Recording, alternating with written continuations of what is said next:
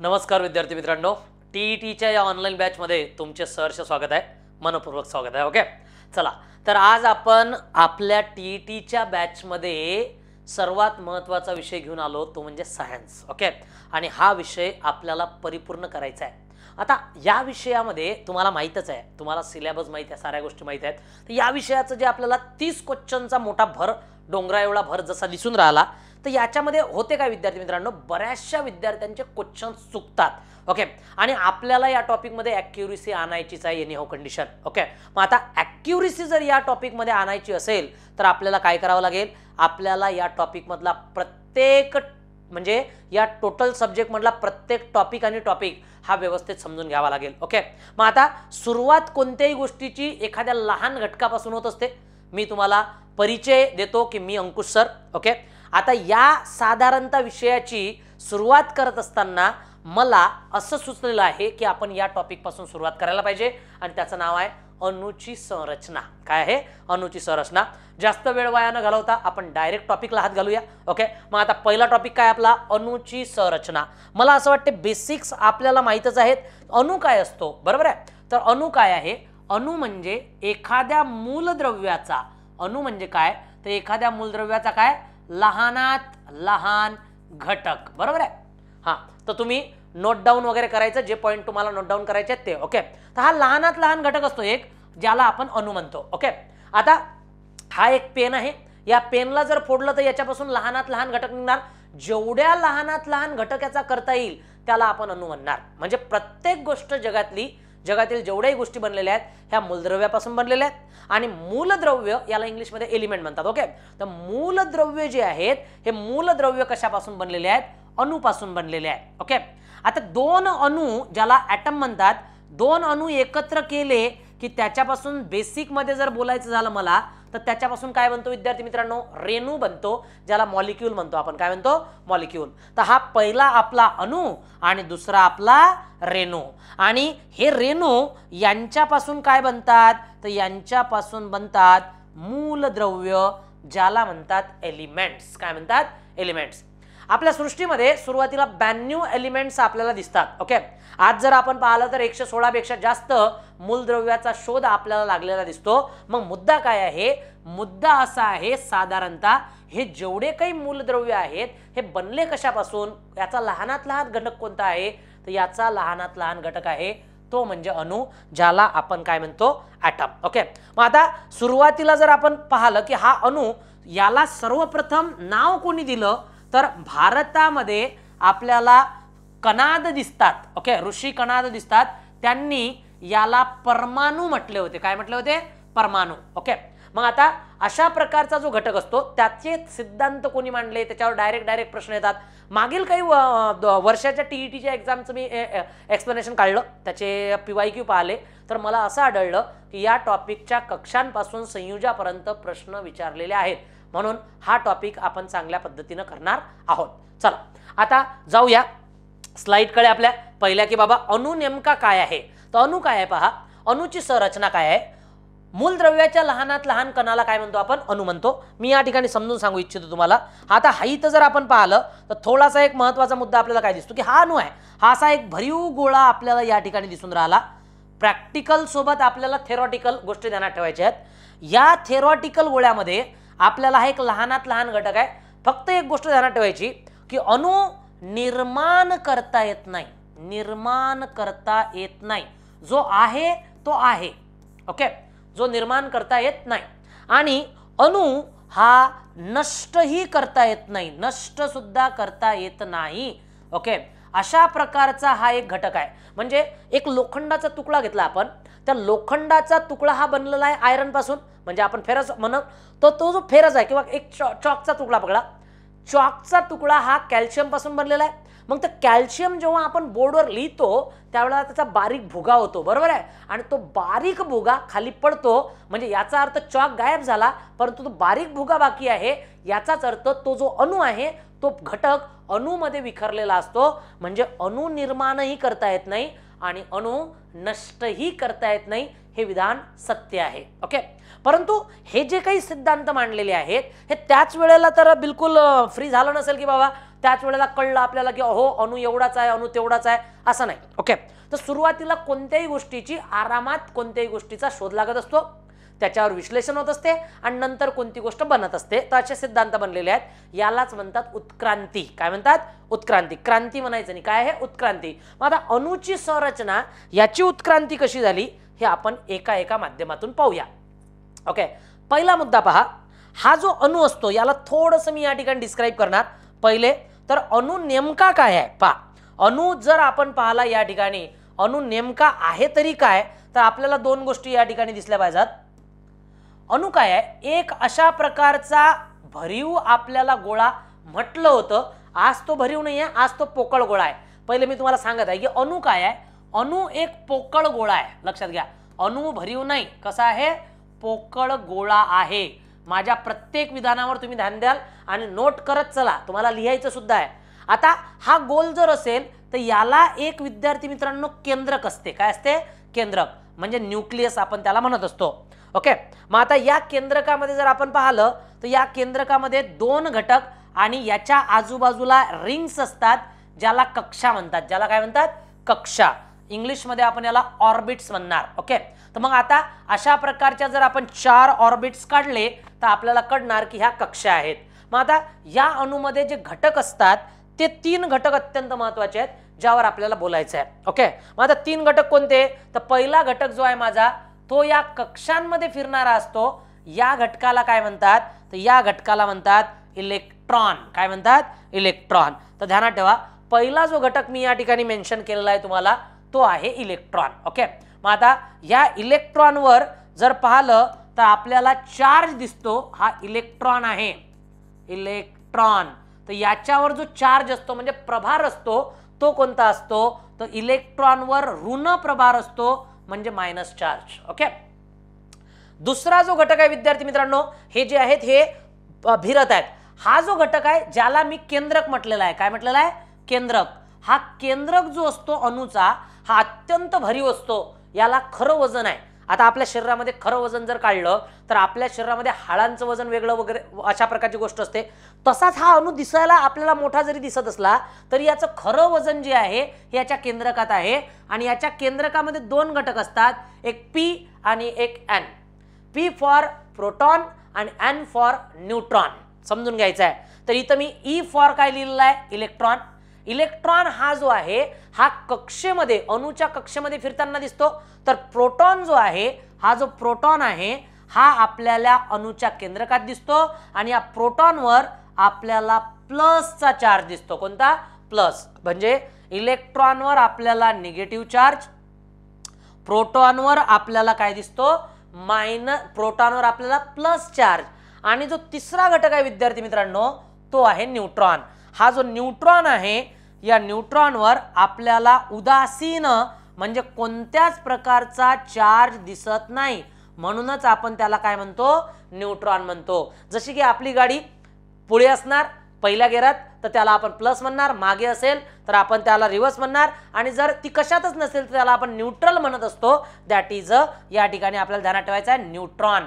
ते 3 घटक असतात अणूमध्ये मुख्यतः. आणि अणू हा भरीव गोळा नाही आहे तर कसा एक पोकळ गोळा आहे ज्याच्या कक्षा आहेत.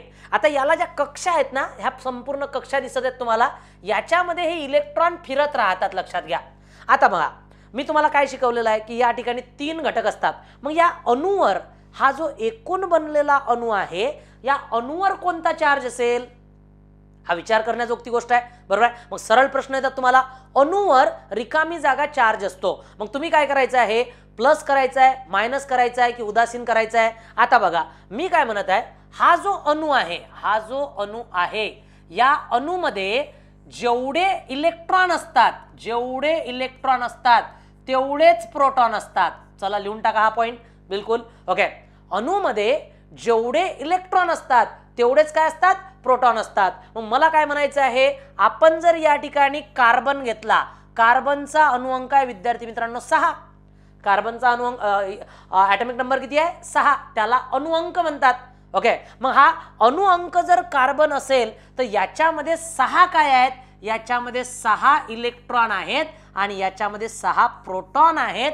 अशा प्रकारे यावरून त्याला नाव पडलेलं आहे काय तर अणू. आणि खास करून त्याच्यामध्ये असलेले काय तर इलेक्ट्रॉन. तर या इलेक्ट्रॉनच्या स्थानावरून त्याला नाव काय पडते तर तो C6 म्हणतो आपण. ऑक्सिजनला आपण O8 म्हणतो. तर याचा अर्थ याच्यामध्ये 8 इलेक्ट्रॉन आहेत आणि 8 काय आहेत प्रोटॉन आहेत. आता इलेक्ट्रॉन जर असतील तर हे ऋण असतील आणि प्रोटॉन जर असतील तर हे धन असतील आणि समान समान चार्ज आला. त्याच्यामुळे संपूर्ण अणूवर कोणता चार्ज असेल संपूर्ण अणूवर उदासीन न्यूट्रल चार्ज असेल. कळलं तुम्हाला. म्हणजे हा जो अणू असतो हा कसा असेल उदासीन असेल कारण याच्यावरही समान चार्ज आणि याच्यावरही समान चार्ज असतो. पण एखादा इलेक्ट्रॉन जर शिल्लक झाला तर मात्र तो संपूर्ण अणू काय बनणार ऋण बनणार. ओके. आणि एखादा जर प्रोटॉन शिल्लक झाला तर तो जो अणू आहे हा काय बनणार तर तो त्या प्रकारचा धन बनणार संपूर्णरित्या. तर अशा प्रकारे या आधारावर तो धातू आहे की अधातू आहे अशा प्रकारचे रूप कळतात. आणि हा आहे अणू संपूर्णरित्या आज तुमच्या समोर मी ठेवलेला आहे. ओके. पण हा अणू आज जो मी काही सांगितलेला आहे हा असाच पूर्वी होता का म्हणजे याचा अर्थ याला असंच आपण मानलं होतं का नाही ना. जग बदलते. आपण म्हटलं होतं की आपण हवेत उडणार आहोत असं जर आपण 200 वर्षाआधी म्हटलं असतं तर चाललं नसतं. लेगाने आपल्यावर जग आपल्यावर हसलं असतं 200 वर्षापूर्वी. पण आज आपण उडत आहोत. याचा अर्थ हा जो काही अणू आहे याचे कोण्या लोकांनी सिद्धांत मांडले आणि कशा प्रकारचे सिद्धांत मांडले ते आपल्याला या ठिकाणी समजून घ्यायचं आहे. मग पहिला सिद्धांत कोणाचा चला सुरुवात करूया बरं. हा तर पहिला नवीन या ठिकाणी मी स्लाइड घेतो. ओके. तर पहिला सिद्धांत कोणाचा तो आपल्याला पाहायचा आहे. 3 लोकांनी सिद्धांत मांडले आहेत विद्यार्थी मित्रांनो. कोणी मांडलेले आहेत 3 लोकांनी. बघा इलेक्ट्रॉन प्रोटॉन आणि न्यूट्रॉन हे मी तुम्हाला आताच समजून सांगितलेलं आहे बरं. तुमच्या लक्षात आलंच असेल. तिघांचेही चार्ज सांगितले. इलेक्ट्रॉन ऋण प्रोटॉन धन आणि न्यूट्रॉन काय तर कोणताही चार्ज नाही. ओके. मग आता पुढे वळतो. या ठिकाणी सेकंड पेजवर आपण आलो. तर मी काय म्हटलं होतं तुम्हाला बोलता बोलता पहा. प्रत्येक अणूमध्ये इलेक्ट्रॉन आणि प्रोटॉन यांची संख्या काय असते सारखी असते. झालं आपलं क्लिअर केलं आपण. ओके. आणि म्हणजेच समान असते आणि विरुद्ध असते म्हणजे मायनस प्लस एकामेकाच्या विरुद्ध असेल. विद्युत दृष्ट्या जर आपण विचार केला तर अणू हा काय असतो मग उदासीन स्वरूपाचा असतो. तर इतकं आपलं क्लिअर झालेलं आहे. तुम्हाला प्रश्न आला अणू हा विद्युत दृष्ट्या कसा असतो तर काय करायचं उदासीन असतो. ओके. मग आता यानंतरचे सिद्धांत आपण आता एक एक पाहूया की बाप सुरुवातीला आपल्याला अणूचे 3 सिद्धांत आहेत. 3 लोकांनी सिद्धांत मांडलेले आहेत. मग पहिला व्यक्ती कोण तर पहिला व्यक्ती आपल्याला या ठिकाणी दिसतो जॉन डाल्टन. दुसरा व्यक्ती जे थॉम्सन. कोण आहे जे थॉम्सन. आणि तिसरा व्यक्ती अर्नेस्ट रुदरफोर्ड. कोण दिसतो अर्नेस्ट रुदरफोर्ड. या 3 लोकांनी सुरुवातीला अणू कसा होता वगैरे वगैरे सांगितलं. आणि प्रश्न येतात विद्यार्थी मित्रांनो. प्रश्न काय येते की अणूचे सर्वप्रथम विभाजन करणारा व्यक्ती कोण असा प्रश्न येते. अणूच्या केंद्रकाचा शोध लावणारा व्यक्ती कोण अशा प्रकारचे प्रश्न येतात. म्हणून या ठिकाणी आपल्याला हे ध्यानात ठेवणे अपेक्षित आहे. मग आता सुरुवातीचा जो सिद्धांत होता तो आपण या ठिकाणी पाहूया की काय बाबा अणूला कोणी काय म्हटलं. जगामध्ये सर्वप्रथम जर आपण पाहिलं तर कनाद हे प्राचीन भारतातील तत्वज्ञ होते. त्यांनी जगामध्ये सर्वप्रथम अणु सिद्धांत मांडला. यांचेही पहिले एक आहे लक्षात घ्या. तर जगामध्ये जर आपण पाहिलं तर महर्षी कनाद यांनी हा सिद्धांत मांडला होता. आणि यांनी अणूला काय म्हटलं होतं पहा तर यांनी अणूला काय म्हटलं होतं परमाणु म्हटलं होतं. काय म्हटलं होतं परमाणु. तर अशा प्रकारे यांनी सिद्धांत मांडला.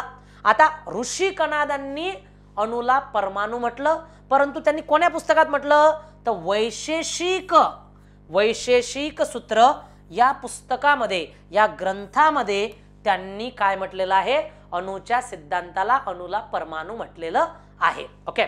चला या ठिकाणी कळलेलं आहे तुम्हाला. अशा प्रकारचे प्रश्न येतात. आणि आता हे जे आहेत ऋषी कनाद जे आहेत लक्षात घ्या. ऋषी कनाद हे साधारणतः आपल्याला कोणत्या शतकातले दिसतात असाही प्रश्न विचारला जाऊ शकतो की ऋषी कनाद कोणत्या शतकातले आहेत तर इसवी सन पूर्व म्हणजे येशू ख्रिस्तांच्या जन्माच्या पूर्वी 600 वर्ष आपल्याला हे ऋषी कनाद दिसतात. 600 वर्षापूर्वीचे. त्यांनी असं सांगितलं की अत्यंत लहानात लहान कणांनी अणू काय आहे, बनलेला आहे अत्यंत लहानात लहान कणांनी. ओके, त्याला त्यांनी काय नाव दिलं, परमाणू नाव दिलं. ओके, आपण डायरेक्ट जर असे सिंग्युलर प्रश्न घेतले ना तर चालणार नाही. ध्यानात ठेवा, आपल्याला टॉपिक समजून घ्यावा लागेल. टॉपिक समजला प्रश्न चुकत नाही, पाठ केलं प्रश्न चुकेल, कारण पाठांतर हे ध्यानात राहत असते, फक्त ते विसरल्या जाऊ शकते, कन्सेप्ट विसरल्या जाणार नाही. कन्सेप्ट घ्या. ओके, इथं पहा, दुसरा जो व्यक्ती आहे आपला त्याचं नाव आहे डेमोक्रिटस. काय नाव आहे, डेमोक्रिटस. ओके, आता हे जे डेमोक्रिटस होते हे इसवी सन पूर्व 430 मधले आहेत. आता बघा बरं, काही काही विद्यार्थी सर 430 आणि 600 ते तर पहिले आहेत. मग ओके, पहिले ते नाही आहेत, हे इसवी सन पूर्व 600 वर्षात, याचा अर्थ येशू ख्रिस्तांच्या जन्माच्या आधी 600 वर्ष. ओके, आणि हे येशू ख्रिस्तांच्या जन्माच्या आधी 450 वर्ष. तर अशा प्रकारे हे इसवी सन पूर्व 450 मध्ये यांनी हा सिद्धांत मांडला. त्यांनी असं म्हटलं की द्रव्य हा अत्यंत लहानात लहान कणांनी बनलेला आहे आणि त्यांनी अणूला ॲटमॉस, ओके, अशा प्रकारचा नाव दिलेलं आहे. काय दिलेलं आहे, ॲटमॉस. ओके, तर याच्यावरूनच नाव काय पडलं विद्यार्थी मित्रांनो, ॲटम. ओके, मग आता दोन गोष्टी झाल्या आपल्या क्लिअर. अणूला परमाणू नाव कोणी दिले, अणूला परमाणू नाव दिले ऋषी कणादांनी. ऋषी कणाद हे 6व्या शतकातील आहेत, इसवी सन पूर्व 6व्या शतकातील आहेत, 600व्या शतकातील आहेत. आणि 430 वर्षापूर्वी आपल्याला कोण दिसून येतात, तर या ठिकाणी डेमोक्रिटस दिसून येतात, ज्यांनी अणूचं विश्लेषण दोघांनीही केलेलं आहे. मग आता आधुनिक काळात या, हा तर झाला प्राचीन काळ, त्याच्यामध्ये तर बऱ्याचशा लोकांनी सिद्धांत मांडले असतील. पण आधुनिक काळामध्ये जर आपण आलो तर आधुनिक काळामध्ये काय दिसते आपल्याला, जॉन डाल्टन नावाचा पहिला व्यक्ती आहे. कोण आहे, जॉन डाल्टन.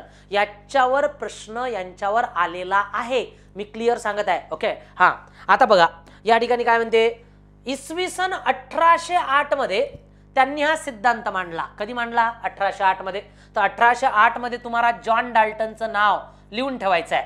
ओके, सर्व द्रव्य लहानात लहान कणांनी बनलेले आहेत, त्याला अणू म्हणतात असं त्यांनी म्हटलं. म्हणजे जो सिद्धांत आधी मांडलेला आहे तोच त्यांनी रिपीट केला, परंतु त्यांनी त्या अणूची रचना मांडली कशी आहे. पहिल्या लोकांनी अणूची रचना मांडलेली नव्हती. काय म्हणतात पहा, ते काय म्हणतात, अणूला निर्माण करता येत नाही आणि अणूला नष्टही करता येत नाही. विद्यार्थी मित्रांनो, हे विधान सत्य आहे का, सत्य आहे. हे कोण मांडलं होतं विधान, हे जॉन डाल्टननी मांडलं होतं की अणूला निर्माणही करता येत नाही आणि अणूला नष्टही करता येत नाही. ओके, क्लिअर आहे. अणू हा एक भरीव गोळा आहे. आता हे तुम्ही मला सांगा, अणू हा एक भरीव गोळा आहे, आल्याबरोबर मी तुम्हाला एक कन्सेप्ट दिला, अणू हा एक भरीव गोळा आहे की पोकळ गोळा आहे, अणू हा एक पोकळ गोळा आहे. आणि इथं हे काय म्हणतात, जॉन डाल्टन काय म्हणतात, अणू हा काय आहे, भरीव गोळा आहे. मग चालेल का तुम्हाला, मला सांगा, अणू हा भरीव गोळा आहे, नाही. पण त्यावेळेला असं माहीतच नव्हतं की अणू हा भरीव आहे की पोकळ आहे, म्हणून या ठिकाणी हा सिद्धांत मांडला होता की अणू हा काय आहे, भरीव गोळा आहे. मान्य केलं त्यावेळेच्या लोकांनी. पुढे मग आता याच्यामध्ये उणिवा काय आहेत जर आपण पाहिल्या तर, या तिन्ही सिद्धांतानुसार अणूमध्ये असणाऱ्या प्रभाराविषयी, कणांविषयी काही सांगता येत नाही. अणू हा भरीव गोळा म्हटलं खरी, पण अणूला काय उपमा दिली पाहूया आपण आपल्या थोड्याशा समजावण्याच्या पद्धतीमध्ये जाऊया. ओके, हां, मग आता मी काय म्हणतो, यांनी काय म्हटलं, हा अणू आहे बाबा, या अणूला हा एक भरीव गोळा आहे, याच्या बाकी गोष्टीबद्दल हे बोलले नाहीत, परंतु या अणूला यांनी काय म्हटलं की याच्यामध्ये एक लाल भाग आहे.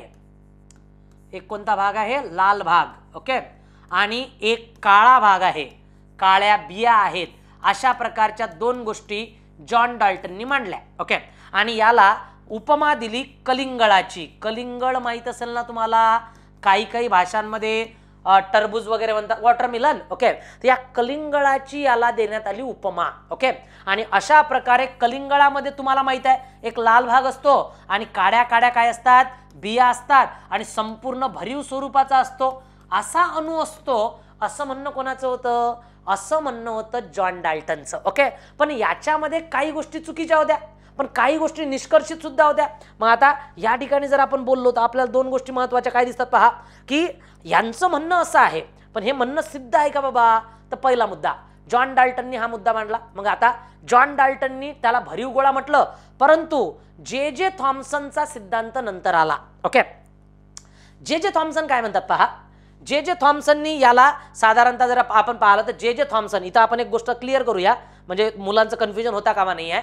हा जो मुद्दा मांडलेला आहे भरीव गोळ्याचा तर आपला कोणाचा झाला, भरीव गोळ्याचा आपला सिद्धांत कोणी मांडलेला आहे, तर हा साधारणतः जॉन डाल्टनने मांडला.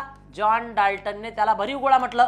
पण हा जो कलिंगळाची उपमा आहे, कलिंगळाची उपमा कोणी दिली, जे जे थॉम्सनने दिली. कोणी दिली, जे जे थॉम्सन. मग आता या ठिकाणी आपण दोन नावं ध्यानात ठेवूया. भरीव गोळा कोण म्हटलेला आहे, तर जॉन डाल्टनने म्हटलेला आहे. आणि याला कलिंगड कोण म्हटलेलं आहे, तर जे जे थॉम्सनने म्हटलेलं आहे. ओके, चला पुढे बोलूया. मग जे जे थॉम्सनने याला म्हटलेलं आहे कलिंगड. कशा प्रकारचं कलिंगड ते ध्यानात ठेवूया. मग जे जे थॉम्सन कोण आहे, सुरुवात करूया. 1867 मध्ये साल लिहून ठेवाल. 1867 मध्ये जे जे थॉम्सन याने अणुसिद्धांत मांडला. ओके, हा अणूच्या आतील कणांचा शोध त्याने लावला. आता पहा, अणूच्या आतमध्ये किती कण असतात, ऑलरेडी आपलं झालेलं आहे. अणूच्या आतमध्ये 3 कण असतात, इलेक्ट्रॉन, प्रोटॉन आणि न्यूट्रॉन. ओके, त्या कणांचा सर्वप्रथम शोध लावण्याचं काम कोणी केलं, तर कोणी केलं, जे जे थॉम्सननी केलं. म्हणून याला अणूला सर्वप्रथम भेदणारा माणूस असे म्हणतात. हा एक महत्वाचा फॅक्टर आपल्यासाठी आहे. अणूला भेदणारा पहिला व्यक्ती कोण, तर अणूला भेदणारा पहिला व्यक्ती कोण, तर जे जे थॉम्सन. कोण आहे, जे जे थॉम्सन. अणूला पहिल्यांदा भेदलं आणि त्याच्यामध्ये काहीतरी तरी घटक आहेत बाबा. अशा प्रकारे आपण काय म्हटलं होतं, अणू भरीव गोळा आहे, त्याला भेदता येणार नाही, पण अणूला भेदण्याचं काम जे जे थॉम्सननी केलं. आता खाली त्याने अणूला कलिंगडाची उपमा दिली, ज्यामध्ये लाल भाग जो आहे, जो लाल भाग आहे, त्या लाल भागाला त्याने काय म्हटलं, पॉझिटिव्ह प्रभार म्हणजे धन प्रभार. आणि ज्या काळ्या बिया आहेत त्याला त्याने काय म्हटलं, तर त्याला म्हटलं त्याने निगेटिव्ह प्रभार. अशा प्रकारचे सांगितले. आता आपल्याला माहित आहे अणूमध्ये प्रोटॉनवर धन प्रभार आहे, म्हणजे याने त्या प्रोटॉनला अनिश्चितपणे काय म्हटलं बाबा, लाल भाग. ओके, आणि काळ्या बियाला याने काय म्हटलं, इलेक्ट्रॉन आहेत बाबा. अशा प्रकारचा सिद्धांत याने थोडाफार बरोबर अचूक स्वरूपाचा मांडला.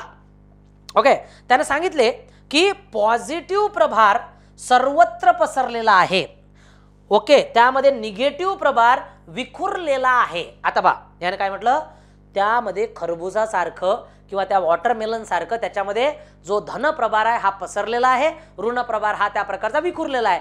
मुद्दा काय आहे, अणू कसा आहे सांगा मला. धन आणि ऋण आपण जर पाहिलं तर अणू ऍक्च्युअल मध्ये कसा आहे. अणू ऍक्च्युअल मध्ये जर आपल्याला बोलायचं झालं तर अणू आहे कसा, अणू आपला हा असा आहे. ओके, हा असा अणू होता आपला. ओके, तर याच्यामध्ये आपल्याला दिसते अणू कसा होता, हा असा होता. या अणूमध्ये सर्व गोष्टी कुठे आहेत, या केंद्रकात आहेत. कुठे आहेत, केंद्रकात आहेत. म्हणजे प्रोटॉन कुठे आहे, केंद्रकात आहे, आणि न्यूट्रॉन कुठे आहे, केंद्रकात आहे. याचा उल्लेख मात्र जे जे थॉम्सनने केला नव्हता. त्याने काय म्हटलं, धनप्रभार संपूर्ण अणूमध्ये असतो, संपूर्ण अणूमध्ये. हे मात्र त्याचं इथे काय होतं, चुकीचं ठरलेलं विधान आहे. असं नाही आहे. हा फक्त धनप्रभार फक्त केंद्रकात आहे, तोही कोणावर आहे, फक्त प्रोटॉनवर आहे. ऋण प्रभार मात्र संपूर्ण पोकळ्यांमध्ये पसरलेला आहे. हा एक चुकीचा सिद्धांत कोणी मांडला होता, जे जे थॉम्सननी मांडला होता. बाकी मात्र त्याने अणूला भेदण्याचं काम केलं. म्हणजे आता काय, अणूमध्ये चार्ज, अणूचा ऋण प्रभार आणि धनप्रभार याचा सिद्धांत मात्र खरा ठरण्याचा प्रयत्न झाला. इथपर्यंत क्लिअर आहे आपलं. ओके, पुढे वळूया. ओके, आता पुढे येतो मी, या सर्व गोष्टीला समजून घेऊया. मग आता संपूर्णरित्या जर पाहिलं, पुढे जातो या अणूचा सिद्धांत झाल्यावर आपल्याला त्याच्यामधल्या काही पॉझिटिव्ह गोष्टी आणि काही गोष्टी निगेटिव्ह ह्या आपल्याला दिसून येतात. मग आता त्याच्यानंतर जर पाहिलं, मग याचा सिद्धांत आपलं काय झालं बाबा, अणूमध्ये इलेक्ट्रॉनचा शोध हा कोणी लावला, जे जे थॉम्सनने लावला. इथे मी तुम्हाला क्लिअर करून देत आहे की आपल्याला अणूच्या याला जे जे थॉम्सनने कशाचा शोध लावला, मग इलेक्ट्रॉनचा शोध लावला. ओके, आता दुसरा व्यक्ती आला, दुसरा म्हटल्यापेक्षा तिसरा बनूया. तिसरा व्यक्ती आला, त्या व्यक्तीचं नाव आहे रुदरफोर्ड. Okay, Ernest Rutherford. या व्यक्तीने एक सिद्धांत मांडला. आता याने काय केलं मी तुम्हाला पहिले स्पष्ट सांगून देतो. याने काय केलेलं आहे विद्यार्थी मित्रांनो, याने एक साधारण प्रयोग केला. आता या प्रयोगाला पहा, एक सोन्याचा पत्रा, पातळ पत्रा याने एक सोन्याचा घेतला. म्हणजे या सोन्याच्या पत्र्याला आपण अणू मानूया. ओके, याचे जे बारीक बारीक कण असतील, एकदम पातळ पत्रा यांनी घेतलेला आहे या सोन्याचा, याच्यामधून यांनी अल्फा कण टाकले. कोणते कण? अल्फा कणांचा याने केला मारा. आता मला सांगा, जर हा अणू हा जर भरीव गोळा असेल तर एखादी भरीव गोष्टीवर आपण एखादा किरण टाकला तर ते किरण त्याला लागतील आणि ते काय जातील? परत जातील, रिफ्लेक्ट होतील. ओके. जर तो पोकळ असेल तर किरण कसा जाईल? आरपार निघून जाईल. बरोबर आहे. तर अशा प्रकारच्या दोन गोष्टी होतील. एक तर तो पोकळ असला तर आरपार जाईल आणि एक तर तो भरीव असला तर हे रिफ्लेक्ट होतील. ओके. तर अशा दोन गोष्टी रुदरफोर्डने या ठिकाणी काय केल्या? शोधल्या. मग आता पाहूया कशा प्रकारे. एक महत्वाचा मुद्दा या ठिकाणी पहा. रुदरफोर्ड कोण होता? 1911 मध्ये, तुम्हाला काय ध्यानात ठेवायचं आहे, 1911 मध्ये यांनी सिद्धांत मांडला. कशाचा? रुदरफोर्डने. काय म्हणते? याने अणूला सूर्यमालेची उपमा दिली. सूर्यमाला माहिती आहे आपल्याला? ओके. हा एक सूर्य आहे आणि या सूर्याच्या भोवती आपले 8 ग्रह काय आहेत? फिरत आहेत. पृथ्वी, गुरु, मंगळ, बुध हे सारे फिरत आहेत. अशी या सूर्यमालाची उपमा अणूला कोणी दिली? तर अणूला देण्याचं काम केलं आहे रुदरफोर्ड याने. त्यामध्ये सूर्य हा केंद्रकच, तर ग्रह हे इलेक्ट्रॉन सांगितले. म्हणजे पहा, हे जे आहेत ना ग्रह, यांना म्हटलेलं आहे इलेक्ट्रॉन आणि या सूर्याला म्हटलेलं आहे केंद्र. म्हणजे पुन्हा आपण जवळपास आलेलो आहो की आजचा जो अणू आहे त्याच्या जवळपास आपण आलो. बाबा हे इलेक्ट्रॉन सारखे जे फिरताना दिसतात ना, यांना त्यांनी ग्रह म्हटलं. ओके. आता बा, अणू हा पोकळ असतो हा पहिला सिद्धांत कोणी मांडला? तर तो रुदरफोर्डने मांडला. म्हणजे याचा अर्थ जेव्हा ते किरण टाकले, जर ते आरपार गेले असतील तर अणूचा शोध या ठिकाणी असा लागला की अणू काय आहे? पोकळ आहे. पण तुम्हाला आठवत असेल जॉन डाल्टननी काय म्हटलं होतं? जॉन डाल्टननी म्हटलं होतं की अणू हा पोकळ नाही आहे, अणू हा भरीव आहे. आणि त्याचा इथं मोडून काढलेला सिद्धांत कोणी मोडला? रुदरफोर्डने. अणूच्या मध्यबिंदूला केंद्रक असे म्हणतात. झालं आपलं. ओके. अणूच्या मध्यबिंदूला काय म्हणतात? केंद्रक, न्यूक्लियस. अणूचा सर्व वस्तुमान त्याच्या केंद्रकात सामावलेले असते. तर बरोबर आहे. अणूचे यांनी सांगितलं असं की अणू हा जो आहे हा कसा आहे बाबा? तर अणूच्या सर्व वस्तुमान त्याच्या केंद्रकात आहे. म्हणजे अणूचा भार हा प्रोटॉन आणि न्यूट्रॉनने बनलेला आहे आणि हा सारा याच्या केंद्रकात आहे. या कक्षांमध्ये अजिबात वजन नाही आहे असं कोणी म्हटलं? तर असं म्हटलेलं आहे रुदरफोर्डने की अणू जो आहे ना, या अणूचा संपूर्ण वजन हे त्या केंद्रकात आहे. आणि केंद्रकात 2 घटक आहेत, एक प्रोटॉन आहे आणि एक न्यूट्रॉन आहे. कळलं तुम्हाला? केंद्रकात 2 घटक आहेत, प्रोटॉन आणि न्यूट्रॉन. आणि आजूबाजूला आहेत इलेक्ट्रॉन. इलेक्ट्रॉनला नगण्य स्वरूपाचं वजन आहे, नसल्यासारखं वजन, पण संपूर्ण वजन आहे त्याच्या केंद्रकाला. आणि केंद्रकात 2 घटक, प्रोटॉन आणि न्यूट्रॉन. रिपीट करत आहे. अशा प्रकारे हे आपल्याला दिसून येते. हा सिद्धांत त्याने मांडला. बरं, सिद्धांत काय होता? पहा, एक वेळा मुद्दा आपल्याला जर दिसला तर सिद्धांत नेमका काय होता? तर या सिद्धांतामध्ये आपल्याला 2 गोष्टी दिसतात. हा जो रुदरफोर्ड होता, पहा, यानं काय केलं? रुदरफोर्ड याने थॉम्सनच्या सिद्धांतामध्ये त्रुटी जाणून घेण्यासाठी प्रयोग केला. यामध्ये त्याने काय केलं? सोन्याच्या पातळ पत्र्यावर अल्फा कणांचा धनप्रभारयुक्त किरणांचा काय केला? मारा केला. म्हणजे हे अल्फा कण आहेत आणि याने या सोन्याच्या तारेवर हा जो सोन्याचा पत्रा होता याच्यावर मारा केला. ओके. अल्फा कणांच्या विविकरणाचा प्रयोग याला असे म्हणतात. झालं असं विद्यार्थी मित्रांनो, मला एक गोष्ट तुम्ही बेसिकली सांगा.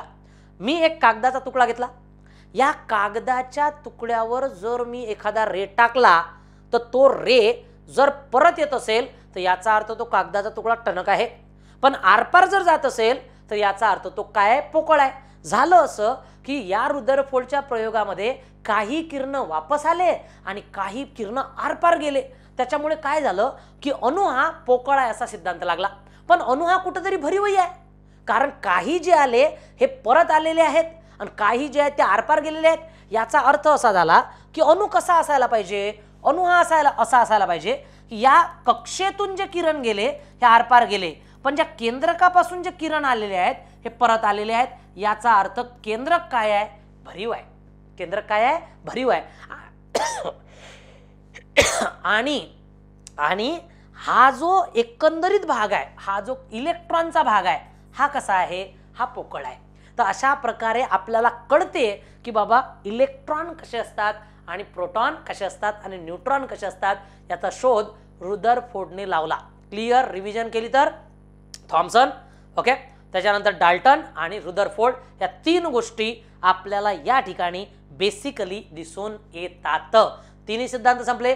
आता अणूच्या बाकीच्या घटकांकडे आपण वळूया. ओके, पहा, म्हणजे अणूचा शोध लागला, साऱ्या गोष्टी झाल्या, पण अणू नेमका कसा आहे तो जर आपण पाहिलं तर आपल्याला या ठिकाणी दिसेल की बाबा एक अणू आहे, बरोबर आहे. हा अणू आहे ॲटम. याच्यामध्ये काय आहे? याच्यामध्ये एक केंद्रक आहे. काय आहे? केंद्रक, ज्याला काय म्हटलं आपण? न्यूक्लियस. ओके, अणूचे जे वस्तुमान आहे, आता पहा, अणूचे जे वस्तुमान आहे, वस्तुमान म्हणजे अणूचे वजन. तर अणूचे वस्तुमान हे आपल्याला साधारणतः याच्यावर प्रभार कोणता दिसतो? पॉझिटिव्ह प्रभार. कारण वस्तुमान फक्त कोणाला आहे? केंद्रकाला आहे. हा केंद्रक आहे आणि या केंद्रकामध्ये कोण आहे? पॉझिटिव्ह फक्त आहे, प्रोटॉन. आणि दुसरा कोण आहे? न्यूट्रॉन. तर न्यूट्रॉनवर कोणताच चार्ज नाही, त्यामुळे केंद्रकावर कोणता प्रभाव आला सांगा बरं? केंद्रकावर फक्त प्रभाव झाला पॉझिटिव्ह. ओके, आणि हे जे कक्षा आहेत ह्या ज्या फिरून राहिल्या आजूबाजूच्या कक्षा, ओके, यांच्यावर कोणता प्रभाव आहे? तर यांच्यावर निगेटिव्ह. ओके, तर अशा प्रकारे अणूमध्ये प्रोटॉन आणि न्यूट्रॉन असतात, हे सिद्ध झालं. अणूमध्ये काय काय असतात? प्रोटॉन आणि न्यूट्रॉन असतात, अशा प्रकारचं सिद्ध झालं. अणूला कक्षा असतात, हे सिद्ध झालं. आणि कक्षेमध्ये इलेक्ट्रॉन्स आणि पॉसिस्ट्रॉन असतात, अशा प्रकारच्या गोष्टी झाल्या ज्या आपण समोर पाहूया. पण एक गोष्ट कळली विद्यार्थी मित्रांनो, अणू पोकळ आहे. चला, पण अणूच्या कक्षांचा शोध कोणी लावला? हा एक चौथा सिद्धांत फार महत्वाचा आहे की अणूच्या कक्षांचा शोध आपल्याला या ठिकाणी आपण पाहूया. तो म्हणजे कोणी लावला? तर निल्स बोर याने. कोण लावला? Nils bore. मग आता अणूच्या कक्षा जर आपण पाहिल्या तर पहा, आपल्याला या ठिकाणी दिसते हा आपला अणू आहे, याला समजून घेऊया. हा आपला काय झाला? हा आपला न्यूक्लियस झाला. ओके, याला आपण मराठीमध्ये नाभिक असे म्हणतो. Okay, nucleus. मग आता उरल्या काय? तर अणूची पहिली कक्षा. अणूच्या पहिल्या कक्षेमध्ये 2 इलेक्ट्रॉन असतात. किती असतात? 2. आणि याला नाव दिलेलं असते. पहिल्या कक्षेला म्हणतात के, दुसऱ्या कक्षेला म्हणतात एल, ओके, तिसऱ्या कक्षेला म्हणतात एम आणि चौथ्या कक्षेला म्हणतात एन. अशा प्रकारे अणूच्या काय बनलेल्या असतात? कक्षा बनलेल्या असतात. ओके, ह्या कक्षांमध्ये पहिल्या कक्षेमध्ये 2 इलेक्ट्रॉन, दुसऱ्या कक्षेमध्ये 8 इलेक्ट्रॉन, ओके, आणि तिसऱ्या कक्षेमध्ये अशा प्रकारे 18 इलेक्ट्रॉन आणि चौथ्या कक्षेमध्ये 32 इलेक्ट्रॉन. तुम्ही म्हणाल सर याच्यावरती कक्षा असते काय? हो, याच्यावरती कक्षा असू शकते. ओके, पण मुद्दा काय विद्यार्थी मित्रांनो, हे जे केंद्रक आहे या केंद्रकामध्ये काय आहे? एक प्रोटॉन आहे आणि एक न्यूट्रॉन आहे. ओके, आता हा जो एवढा मोठा पोकळ गोळा आहे, या पोकळ गोळ्यामध्ये या इलेक्ट्रॉनला नगण्य वजन असल्यामुळे सारं वजन इथे आहे. आता मला सांगा मग तुम्हाला अणूचे वस्तुमान कशात असते? अणूचे वस्तुमान बरोबर तुम्ही काय करायला पाहिजे? तर अणूचे वस्तुमान बरोबर तुम्ही करू शकता की बाबा P+N. ओके, आणि थोडंफार नगण्य वजन आहे म्हणून असं करू शकता P+N+E. पण E घेतलाही नाही तुम्ही, इलेक्ट्रॉनचा E घेतलाही नाही तरीही चालते, पण मुख्य तुम्ही काय करायला पाहिजे? P+N. ओके, तर एवढं तुमच्या लक्षात येता गरजेचं आहे. मग आता इथे ज्या ह्या कक्षा आहेत ह्या कोणी शोधल्या? ह्या शोधल्या निल्स बोर यांनी. निल्स बोर यांनी काय म्हटलं की अणू हा कक्षांमध्ये फिरत असतो. ओके, कशा प्रकारचा फिरतो पाहूया. ओके, तर इथं काय दिसते आपल्याला? अणूची संरचना रुदरफोर्ड यांनी मांडलेलीच आहे. त्याच्यानंतर अणूच्या निष्कर्षावरून आपण जर पाहिलं तर अणू हा कसा असतो पहा.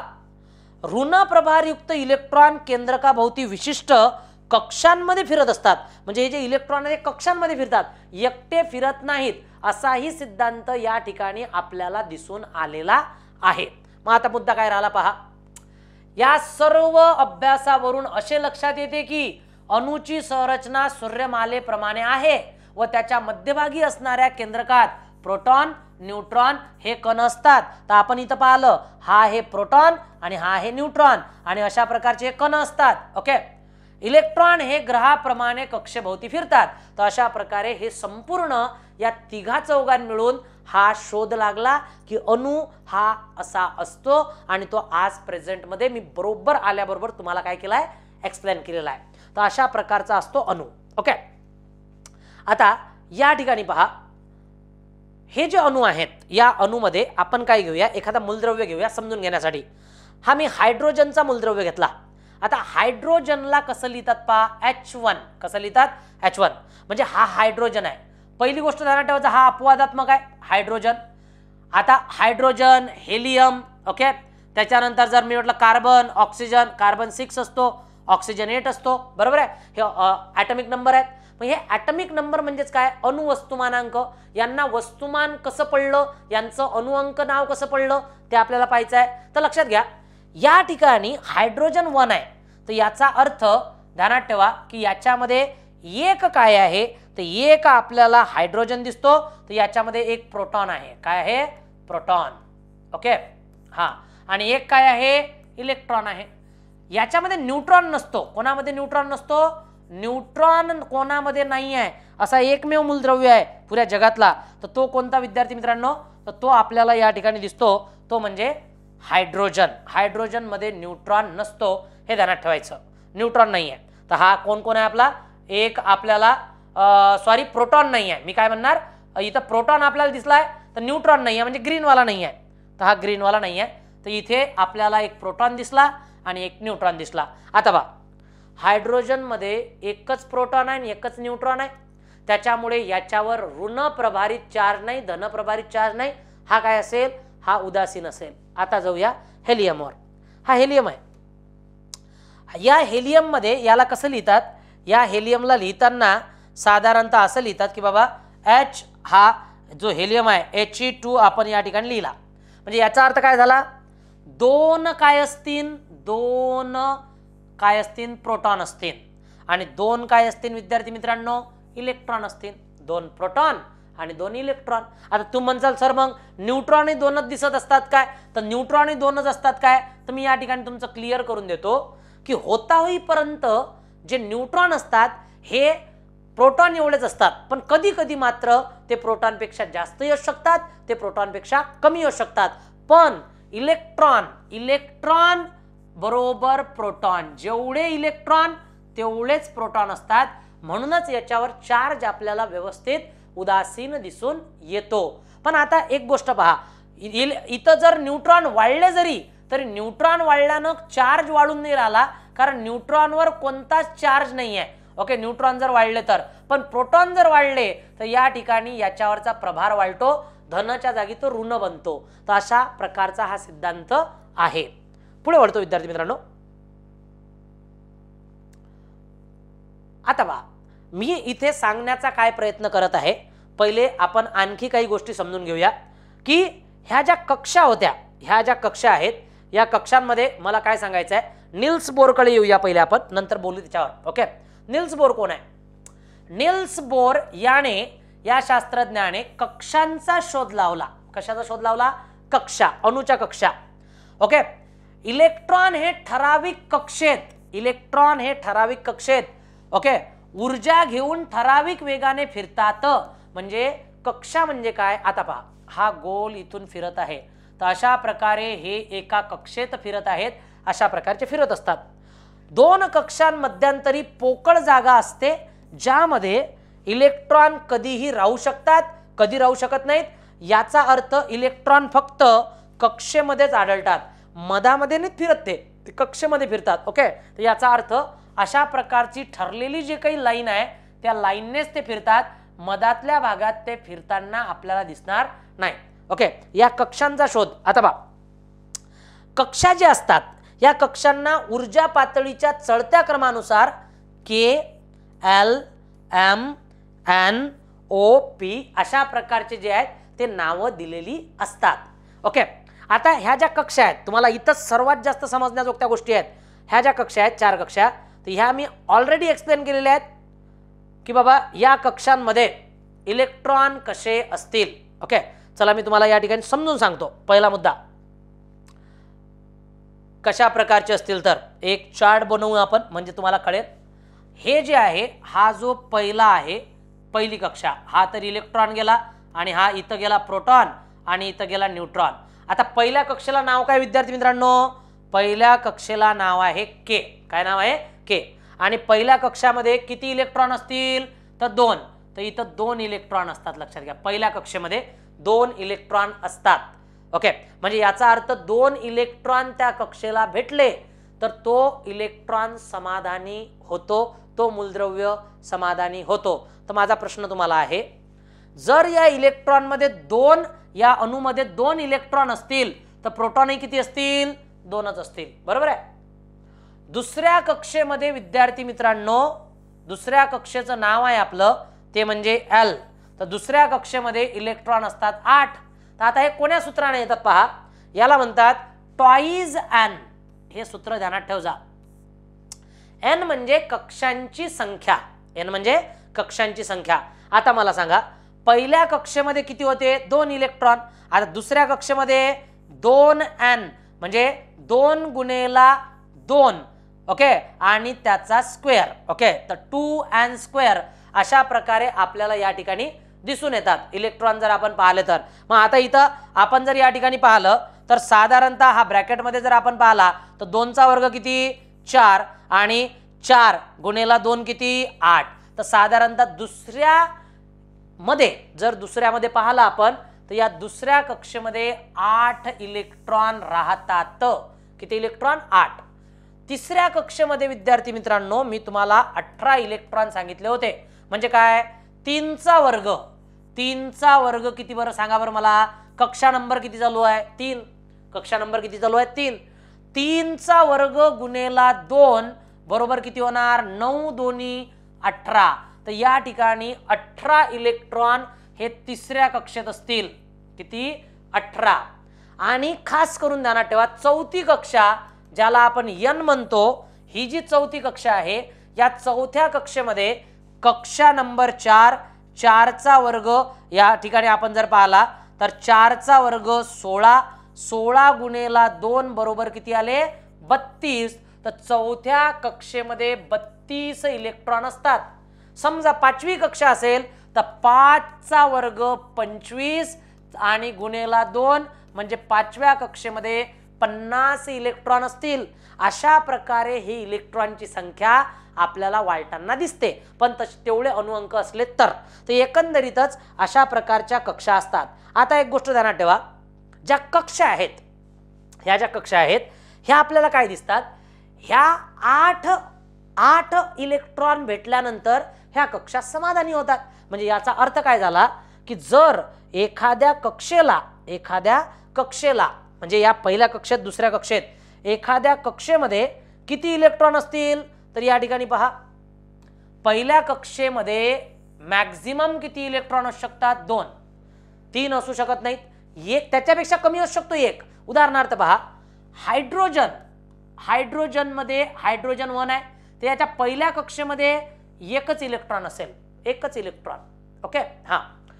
दुसऱ्या कक्षेमध्ये जर आपण पाहिलं, दुसऱ्या कक्षेमध्ये जर गेलो तर आपल्याला 8 इलेक्ट्रॉन राहतात. पण आता मी काय म्हटलं, या ठिकाणी आपण घेतला कार्बन. चला समजून घेऊया. एखादं उदाहरण घेतल्याशिवाय जमणार नाही.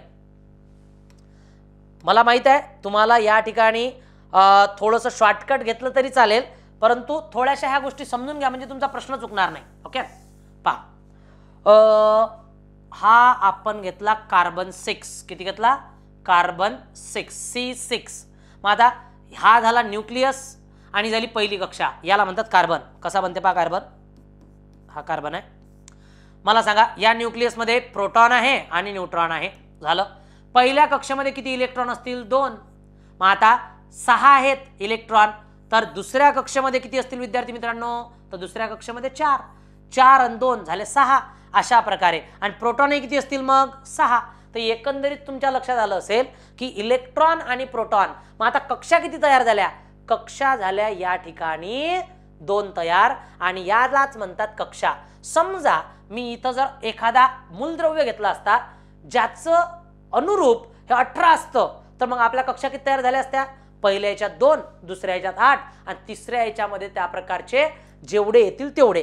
तर आता तिसऱ्यामध्ये जास्तीत जास्त 8. आता बा, जरी जास्तीत जास्त 8 बसू शकले तरी 8 इलेक्ट्रॉन भेटल्यानंतर पुढच्या सर्व कक्षा, पहिली कक्षा 2 इलेक्ट्रॉन भरल्यानंतर सॅटिस्फाईड होते, दुसऱ्या कक्षेमध्ये 8 इलेक्ट्रॉन भेटल्यानंतर ती समाधानी होते. ओके, समाधानी याचा अर्थ ती एक क्रिया करत नाही, ती निष्क्रिय होते. मला सांगा, तुम्हाला भूक लागली आहे 4 चपात्याची, 4 चपात्या खाल्ल्यानंतर तुम्ही काय होणार? निष्क्रिय. तसंच आहे, पहिली कक्षा 2 इलेक्ट्रॉन भेटल्यावर निष्क्रिय होते, दुसरी कक्षा 8 इलेक्ट्रॉन भेटल्यावर निष्क्रिय होते, तिसरी कक्षा 8 इलेक्ट्रॉन भेटल्यावर निष्क्रिय होते, चौथीही कक्षा 8 इलेक्ट्रॉन भेटल्यावर निष्क्रिय होते. म्हणजे याचा अर्थ कमीत कमी 8 इलेक्ट्रॉन 2 ते बाकीच्या कक्षांना भेटायला पाहिजेत. जर ते भेटल्या तर मग हे निष्क्रिय होऊन जातात. पण समजा एखाद्या कक्षेला 7च इलेक्ट्रॉन असतील, इथं 7च आहेत, तर मग ते काय करते? ते प्रयत्न करते 1 इलेक्ट्रॉन कोणातरीकडून घेण्याचा. आणि इथूनच एक नवीन संकल्पना तयार होते विद्यार्थी मित्रांनो, ती म्हणजे संयुजा. आता मी तुम्हाला 3 संकल्पना शिकवतो, 100% ध्यानात ठेवायच्या. चला, पहिली माझी संकल्पना काय आहे इथं आपण समजूया. पहिली माझी संकल्पना या ठिकाणी आहे, ते म्हणजे अणुअंक. तुम्ही लक्ष द्या बरं सर्वजण. पहिली काय आहे? अणुअंक. मग आता अणुअंक नावाची संकल्पना आपण या ठिकाणी जर घेतली तर आपल्याला काय दिसेल? सुरू करूया आपण या ठिकाणी. अणुअंक याला काय म्हणतात? Atomic number. आता बा, इथं लिहिलेलं आहे, समजा हा एक ऑक्सिजन आहे, ऑक्सिजन मध्ये इलेक्ट्रॉन आहेत 8. ओके, आणि प्रोटॉनही आहेत 8. तर याचा अणुअंक किती झाला? याचा अणुअंक झाला 8. तर ऑक्सिजनला कसं लिहिणार आपण? असा 8. ओके, O8 असं लिहिणार. ओके, तर याचा अर्थ अणुअंक म्हणजे काय? अणुअंक म्हणजे एकतर इलेक्ट्रॉनची संख्या ऑब्लिक प्रोटॉनची संख्या. कळलं का तुम्हाला? अणुअंक, ॲटॉमिक नंबर म्हणजे काय? ॲटॉमिक नंबर म्हणजे एकतर इलेक्ट्रॉनची संख्या, एकतर प्रोटॉनची संख्या.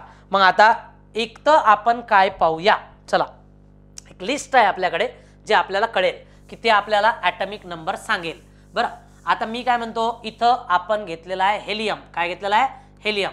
हेलियमला दिलेला आहे 2, हेलियम 2. तर मला सांगा याच्यामध्ये इलेक्ट्रॉनची संख्या किती आहे? असा प्रश्न येईल तुम्हाला. हेलियम 2 मध्ये प्रोटॉनची संख्या किती? तर याच्याच मध्ये दिलेला आहे, फक्त कन्सेप्ट माहित नसते विद्यार्थ्यांना.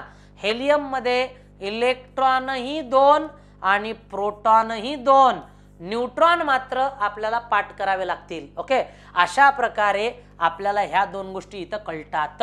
ओके, कार्बन 6 मध्ये प्रोटॉनही 6 आणि इलेक्ट्रॉनही 6.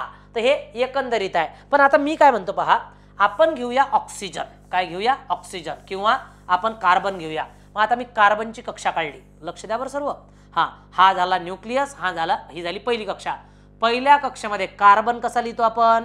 कार्बन 6. पहिल्या कक्षेमध्ये विद्यार्थी मित्रांनो इलेक्ट्रॉन किती? तर 2. ओके, चला याला ऑक्सिजन करतो मी, ऑक्सिजन 8 करतो, म्हणजे जरा आणखी समजेल. तर ऑक्सिजन 8 पहिल्या कक्षेमध्ये किती आहेत? तर 2 आहेत.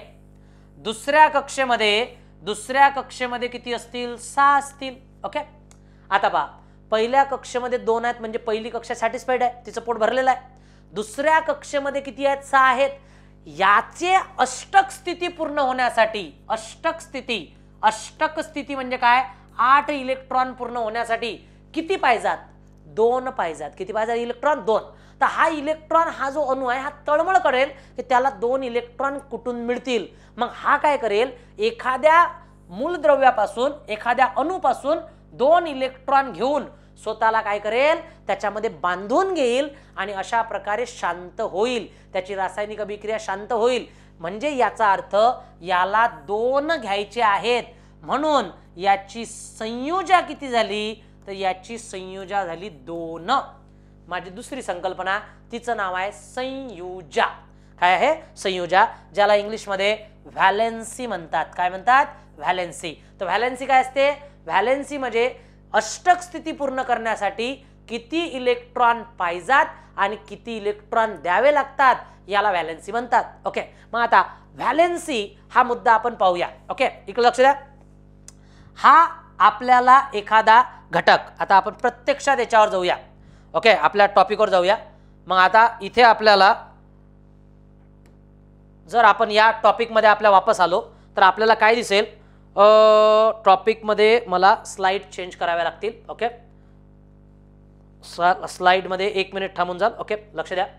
आता हे स्लाइडमध्ये पहा, इथे तुम्हाला दिसते की नाही दिसत मला माहित नाही आहे, परंतु या ठिकाणी मी तुम्हाला एक्सप्लेन करून सांगतो. पहा, पहिला मुद्दा या ठिकाणचा मी काय घेतलेला आहे, मी नायट्रोजन घेतला. काय घेतला? नायट्रोजन. विद्यार्थी मित्रांनो लक्ष द्या, नायट्रोजन जो आहे, नायट्रोजन हा जो नायट्रोजन आहे याचा ॲटॉमिक नंबर आहे 7. किती आहेत? 7. मग आता तुम्हाला विचारलं नायट्रोजनचा ॲटॉमिक नंबर 7 आहे तर त्याची व्हॅलेन्सी काढा, त्याची संयुजा काढा. कशी काढणार? ध्यान ठेवा. पहिल्या कक्षेत किती? 2 दिला कॉमा. दुसऱ्या कक्षेत किती? दुसऱ्या कक्षेत 8 पाहिजात. किती पाहिजात? 8. परंतु याच्या दुसऱ्या कक्षेत किती आहेत? 7च आहेत. किती आहेत? 7. तर याचा अर्थ दुसऱ्या कक्षेत किती आहेत? 5च आहेत. म्हणजे एकूण किती झाले? 7. नायट्रोजन 7 लिहिला आपण. तर मग आता याला पाहिजात किती? विद्यार्थी मित्रांनो पाहिजात किती?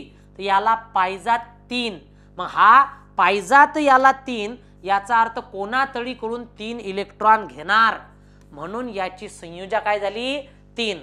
आता मला तुम्ही सांगा, एखादा आणखी घेऊया.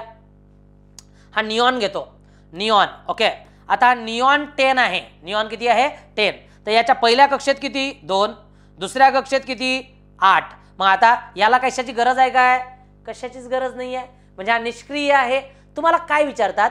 राजवायू कोणते? निऑन. निष्क्रिय वायू कोणते?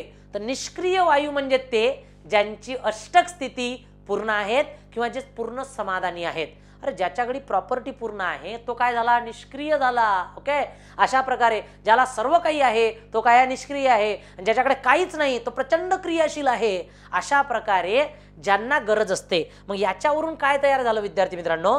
यावरून तयार झालेलं आहे आपलं व्हॅलेन्सीचं युनिट. मग आता पहा, संयुजा आणि कशा प्रकारे इलेक्ट्रॉन मोजले जातात, लिहिले जातात. नंबर 1 वर आहे हायड्रोजन. आता मी एका याच्यावर बोलतो थोडंसं, 8-9 याच्यावर. हायड्रोजन तुम्ही पण लिहून टाकायचं. हायड्रोजनचा अणुअंक आहे 1. किती आहे? 1. आता मला सांगा, हायड्रोजनचा अणुअंक जर 1 असेल तर त्याच्यामध्ये एकच इलेक्ट्रॉन आहे आणि एकच प्रोटॉन आहे. न्यूट्रॉन तर त्याच्यात नाहीच आहे. ओके, मग याची संयुजा किती विद्यार्थी मित्रांनो? तुम्ही सांगा आता मला. हायड्रोजनची हा एकतर एक घेईल, एकतर एक देईल, 2 पैकी 1 करेल. मग मुद्दा काय असते मला सांगा, तुम्ही जर कोणाकडून पैसे घेतले तर मायनस मध्ये लिहिता की प्लस मध्ये लिहिता? घेतले तर मायनस मध्ये लिहिता की प्लस मध्ये लिहिता? तर मी तरी मायनस मध्ये लिहितो, बरोबर आहे. म्हणजे याचा अर्थ एखादा इलेक्ट्रॉन जर तुम्हाला घ्यायचा असेल, ओके, तर तुम्ही त्याची संयुजा किती लिहिणार? -1 किंवा ओके +2. जर हा देत असेल तर +1 आणि घेत असेल तर -1. ओके, चला दुसरा एखादा मूलद्रव्य पाहूया. दुसरा एखादा मूलद्रव्य या ठिकाणी घेतो मी, बोरॉन. विद्यार्थी मित्रांनो लक्ष द्या. बोरॉन. बोरॉन काय आहे? बोरॉन हा आपल्याला या ठिकाणी दिसून येतो. बोरॉन, तर बोरॉन दिसतो आपल्याला 4. किती दिसतो? 4. तर हा बोरॉन घेतला आपण 4. आता याच्या पहिल्या कक्षेत किती आहेत? 2 आहेत. दुसऱ्या कक्षेत किती आहेत? दुसऱ्या कक्षेत याच्या 6 आहेत. किती आहेत? 6. दुसऱ्या कक्षेत दुसऱ्या कक्षेत सुद्धा किती? पहिल्या कक्षेत किती आहेत? 2 आहेत. दुसऱ्या कक्षेत सुद्धा किती आहेत? 2 आहेत. तर याला गरज कितीची आहे? याला 6 इलेक्ट्रॉनची गरज आहे. आता मला सांगा, 6 इलेक्ट्रॉन घेणं पॉसिबल नाही आहे, 2 इलेक्ट्रॉन देणं पॉसिबल आहे. म्हणून अशा प्रकारचा जो इलेक्ट्रॉन आहे हा आपले 2 इलेक्ट्रॉन देऊन टाकतो. आणि एखाद्याला जर 2 इलेक्ट्रॉन तुम्ही देत असाल तर ते प्लस मध्ये येणार. देणारी गोष्ट प्लस मध्ये लिहायची, घेणारी गोष्ट मायनस मध्ये लिहायची. अशा प्रकारे हे संपूर्ण आपल्याला प्रोसिजर या ठिकाणी दिसून येते. तर पहा, संयुजा काय असते सांगा मला? संयुजा म्हणजे काय? संयुजा म्हणजे एखादी गोष्ट इलेक्ट्रॉन देणे किंवा घेणे याच्या व्हॅल्यूला संयुजा म्हणतात. आता एवढं सारं शिकवल्यानंतर पॉइंट कुठे येतात, कशा येतात ते तुम्हाला समजून घ्यायचे आहेत. मी सर्व गोष्टी या ठिकाणी तुम्हाला डिस्क्राइब करतो, तुम्ही लक्ष द्या. ओके, पहा, कारण आपल्याला सरळ सेवा भरती आहे. सरळ सेवा भरतीला इतक्या डीपमध्ये क्वेश्चन तर येणार नाहीत, पण कन्सेप्ट समजला नाही तर क्वेश्चन चुकतील हेही मला माहित आहे, म्हणून मी तुम्हाला थोडंसं डीपमध्ये कन्सेप्ट या ठिकाणी देण्याचा प्रयत्न करत आहोत. आता पहा, या ठिकाणी आपला अणू आहे, एखादा कोणताही मूलद्रव्य जर या ठिकाणी आपण घेतला, म्हणजे या ठिकाणी जर आपण कोणता मूलद्रव्य या ठिकाणी घेतला, म्हणजे आता सोडियम घेतला, सोडियम 11 आपण या ठिकाणी घेतला. ओके, मग आता सोडियम 11 जर या ठिकाणी आपण घेतलेला असेल तर होते कसं विद्यार्थी मित्रांनो, पहा, हा Na म्हणजे सोडियम, Na म्हणजे काय, सोडियम 11. तर याच्या पहिल्या कक्षेत इलेक्ट्रॉन किती विद्यार्थी मित्रांनो, 2. दुसऱ्या कक्षेत इलेक्ट्रॉन किती, 8. तिसऱ्या कक्षेत इलेक्ट्रॉन किती, 1, प्लस झाली पाहिजे 11, झाली का, प्लस 11 झाली. ओके, हा तिसऱ्या कक्षेत किती आहे सांगा मला, 1च आहे. मग याचा अर्थ हा 7 घेईल. आता तुम्ही म्हणसाल दुसऱ्या कक्षेत तर सर 18 पाहिजात, 18 पाहिजात, पण समाधान होण्यासाठी 8च पाहिजात. ओके, हा, मग आता दुसऱ्या कक्षेमध्ये आपल्याला 1 इलेक्ट्रॉन आहेत, 7 घेणं परवडेल त्या इलेक्ट्रॉनला, त्या अणूला, की 1 देणं परवडेल. तर 1 हा इलेक्ट्रॉन देऊन टाकेल आणि स्वतःची अष्टक स्थिती काय करेल, पूर्ण करेल. आणि या 1लाच याची काय म्हणतात मग, संयोजा. प्रश्न आला तुम्हाला, सोडियम 11 Na11 ची संयोजा सांगा, तर तुम्ही काय करायचं, असं लिहायचं 2, 8 आणि उरला किती, 1, तर हा 1. आणि तो जर उरला आपण देत असू तर त्याला प्लस मध्ये लिहायचं, एखादा इलेक्ट्रॉन घेत असू तर त्याला मायनस मध्ये लिहायचं. अशा प्रकारे आपली काय असते, संयोजा. आता असे कोणते इलेक्ट्रॉन्स आहेत, असे कोणते मूलद्रव्य आहेत, जे मूलद्रव्य मुळातच जर आपण पाहिले तर राजवायू आहेत. म्हणजे काय, तर त्यांना ना इलेक्ट्रॉन घ्यावा लागत ना इलेक्ट्रॉन द्यावा लागत, म्हणजे त्यांची संयोजा किती झाली, 0 झाली. असे कोण कोण आहेत, याची यादी मागच्या वर्षीच्या टीईटीला याच्यावर प्रश्न आला. ओके, की खालीलपैकी निष्क्रिय वायू कोणते, मग ते, तर निष्क्रिय वायूमध्ये पहिला माझा जो वायू आहे त्याचं नाव ध्यानात ठेवा, त्याचं नाव आहे विद्यार्थी मित्रांनो हेलियम. काय नाव आहे, हेलियम. तर हेलियमचा जो इलेक्ट्रॉन आहे, हेलियम, हा हेलियम आहे 2.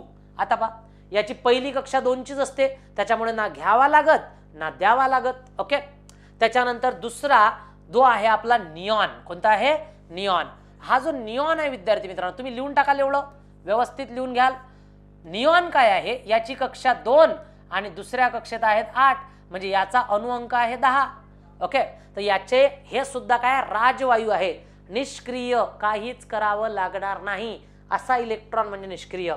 तिसरा वायू आहे विद्यार्थी मित्रांनो, तो म्हणजे ऑर्गॉन. कोण आहे, ऑर्गॉन. तर पहिला आपला हेलियम, त्याच्यानंतर निऑन आणि आता चौथा जो आहे तो ऑर्गॉन. तर ऑर्गॉन मध्ये किती आहेत, 18 इलेक्ट्रॉन आहेत, 18. मग आता कसे होतील, तर पहिल्या कक्षेत 2, दुसऱ्या कक्षेत 8, तिसऱ्या कक्षेत 8, म्हणजे ना घ्यावे लागत ना द्यावे लागत. आता मी जर तुमच्याकडून असं पाठ करून घेतलं, निष्क्रिय वायू पाठ करून घ्या, कोणकोणते बाबा, हेलियम, निऑन आणि ऑर्गॉन, तर हे तुमच्या ध्यानात राहणार नाही विद्यार्थी मित्र. पण तुम्हाला मी समजून सांगितलं की असं असं आहे आणि आता ध्यानात ठेवा, तर आता मात्र ध्यानात राहतील. म्हणून परफेक्शन आणण्यासाठी कन्सेप्ट समजणं गरजेचं आहे, त्याच्याशिवाय होऊ शकणार नाही. ओके, याच्यानंतर जर आपण गेलो तर आपल्याला हे महत्वाचे काही धातू दिसतात, जे काय असतात आपले, साधारणतः आपल्याला तिसऱ्या कक्षेपर्यंत निष्क्रिय वायू असतात. आणि असे निष्क्रिय वायू आपल्याला काय ठेवावे लागतात, ध्यानात ठेवावे लागतात. तर पहा, अणुअंक म्हणजे काय पाहिला आपण, पहिला मी पुन्हा एक वेळा बोलतो, अणुअंक म्हणजे आपण काय पाहिलं होतं सांगा मला. अणुअंक म्हणजे त्या अणूमध्ये असलेली 3 संकल्पना असतील आज माझ्या, आजच्या लेक्चरला तर 3 असतीलच. ओके, नंबर 1 पहिली माझी अणुअंक. ओके, अणुअंक. आता अणुअंक म्हणजे काय, अणुअंक म्हणजे एकतर प्रोटॉनची संख्या एकतर इलेक्ट्रॉनची संख्या. क्लियर आहे. चला दुसरा संयोजा म्हणजे काय, संयोजा म्हणजे इलेक्ट्रॉन जितके घ्यावे लागतात किंवा जितके द्यावे लागतात यांची संख्या, आणि ती द्यावे लागत असतील तर आपण प्लस मध्ये लिहितो, घ्यावे लागत असतील तर मायनस मध्ये लिहितो. आणि तिसरी आणि शेवटची संकल्पना आजच्या लेक्चरची समजून सांगतो, ती ध्यानात ठेव जा. ती म्हणजे काय आहे, अणुवस्तुमानांक. काय आहे, अणुवस्तुमानांक. याचा अर्थ अणूचे वजन, अणुवस्तुमानांक, वस्तुमानांक. अणुवस्तुमानांक. अणुवस्तुमानांक. तर अणुवस्तुमानांक म्हणजे काय? Proton plus neutron plus electron.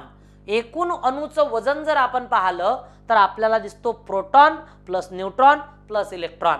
पण तुम्ही एवढंही करू शकता, प्रोटॉन प्लस न्यूट्रॉन जरी केलं तरीही तुमचं उत्तर काय येणार? बरोबर येणार.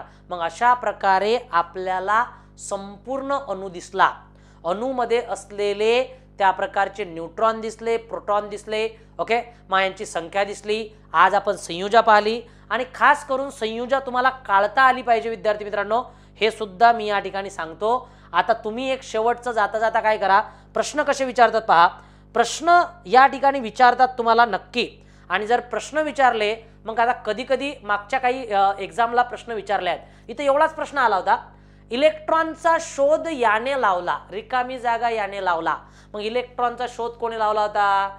जे थॉम्सन यांनी इलेक्ट्रॉनचा शोध या ठिकाणी लावलेला होता. ओके, इलेक्ट्रॉनचा शोध यांनी लावलेला होता. ओके, मग आता हा एक महत्वाचा मुद्दा आपल्याला या ठिकाणी दिसतो. गोल्डस्टीन यांनी कशाचा शोध लावला? लक्षात घ्या, याने प्रोटॉनचा शोध लावला. हे एक्स्ट्रा मॅटर तुम्हाला देत आहे मी. ओके, तुम्ही ध्यानात ठेवायचं, गोल्डस्टीनने कोणता शोध लावला? प्रोटॉनचा. तर पीजी नावाचा एक कन्सेप्ट येतो, तो ध्यानात ठेवायचा. पी फॉर प्रोटॉन आणि जी फॉर गोल्डस्टेन. तर पीजी म्हणजे काय? तर प्रोटॉनचा शोध कोणी लावला? हा गोल्डस्टेनने लावला. ओके, जेम्स चॉडविक याने कशाचा शोध लावला? याने न्यूट्रॉनचा शोध लावला. न्यूट्रॉन. चला, हे आपलं या ठिकाणी क्लिअर झालेलं आहे. न्यूट्रॉनचा शोध कोणी लावला? तर जॉन चॉडविकने लावला. आणि इलेक्ट्रॉनचा शोध कोणी लावला? तर जे थॉम्सनने लावला. अशा प्रकारचं हे एकंदरीत आपलं सेशन आहे. आणि रुदरफोर्डने कशाचा शोध लावला? तर याने कक्षांचा शोध लावला. जेवढ्या काही कक्षा होत्या ना, त्या साऱ्या कक्षांचा शोध कोण लावलेला आहे? या रुदरफोर्डने लावलेला आहे. तर विद्यार्थी मित्रांनो, अशा प्रकारचे प्रश्न येतात. ओके, मग हे प्रश्न आले की ते आपल्याला करता सुद्धा आले पाहिजेत. आता पहिला पहा काय म्हणते. हाही एक तुमच्या टीईटीला आलेला प्रश्न आहे, जो मी या ठिकाणी घेतलेला आहे. अणूच्या तिसऱ्या कक्षेत जास्तीत जास्त रिकामी जागा एवढे इलेक्ट्रॉन असू शकतात. मग आता तुम्हाला सरळ सरळ ऑप्शन आहे बाबा. पहिल्या कक्षेमध्ये किती असतात? 2. दुसऱ्या कक्षेमध्ये किती असतात? आपल्याला माहित आहे, पहिल्या कक्षेत 2, दुसऱ्या कक्षेत किती? 8, तिसऱ्या कक्षेत किती? 18, आणि चौथ्या कक्षेत किती? तर 32, पाचव्या कक्षेत किती? 50. तर या ठिकाणी आपल्याला विचारलं आज किती काय पाहिजे आपल्याला? तिसऱ्या कक्षेत 18. तर अशा प्रकारचे प्रश्न तुम्हाला फेसही करता आले पाहिजेत. त्यांनी कठीण प्रश्न विचारला. आजकाल एक्झामचं जे लेवल आहे हे टफेस्ट होत आहे दिवसांदिवस. त्यांनी जर विचारला तर तुम्हाला फेस करता आलं पाहिजे, एवढंच माझं तुमच्या मार्फत इंटेन्शन आहे. तर आजच्या लेक्चरला आपण काय शिकलो हे तुम्हाला नक्की कळेल आणि ते तुम्हाला एक्झाममध्ये त्याचे उत्तरं सुद्धा आले पाहिजेत, हे आपल्याला माहीत असणं गरजेचं आहे. तर मी काय करतो, या ठिकाणी तुमच्या लेक्चरच्या या पहिल्या लेक्चरसाठी इथेच थांबतो. आज तुमची रजा घेतो, पण पुढच्या टॉपिकला आपण नक्की उद्या भेटूया आणि पुन्हा हा टॉपिक कंटिन्यू करूया. याच्या राहिलेल्या संकल्पना समजून घेऊया आणि तुम्हाला पुढील अभ्यासासाठी आजच्यासाठी एवढ्या शुभेच्छा. थांबतो. जय हिंद, जय महाराष्ट्र.